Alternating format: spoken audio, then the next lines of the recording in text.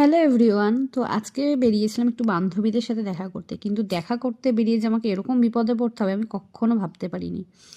কেন বললাম কথাটা, ভিডিওটা শেষ পর্যন্ত দেখো। আর যদি ভিডিওটা ভালো লাগে তো একটা লাইক, কমেন্ট আর চ্যানেলটা সাবস্ক্রাইব করে দিও। তোমরা সাবস্ক্রাইব করলে, আগেও বলেছি এখনও বলছি, আমার ভিডিও করার উৎসাহটা বেড়ে যায়।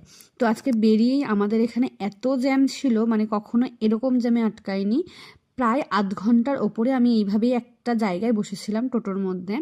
আমাদের এখানে গোবিন্দবাড়ির সামনে পরিক্রমা যাচ্ছিল বা কোনো একটা অনুষ্ঠান যাই হোক না কেন, আমি টোটোর মধ্যে বসে অত বুঝতেও পারছিলাম না। গেটটা এরকম সুন্দর করে সাজিয়েছিল আর এরকম কীর্তনের দল যাচ্ছিল। এটাকে পরিক্রমাই বলে।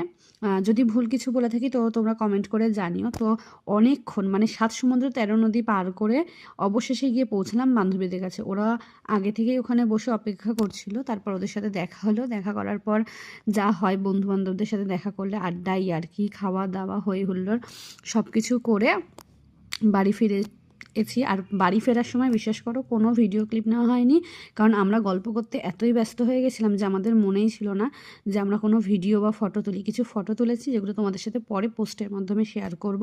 তো আমাদের এই ভিডিওটা কেমন লাগলো তোমরা অবশ্যই কমেন্ট করে জানিও। আর তোমরা কে কে এখনও এইভাবে গ্রুপ বেরোও তো আমাকে কমেন্ট করে জানিও।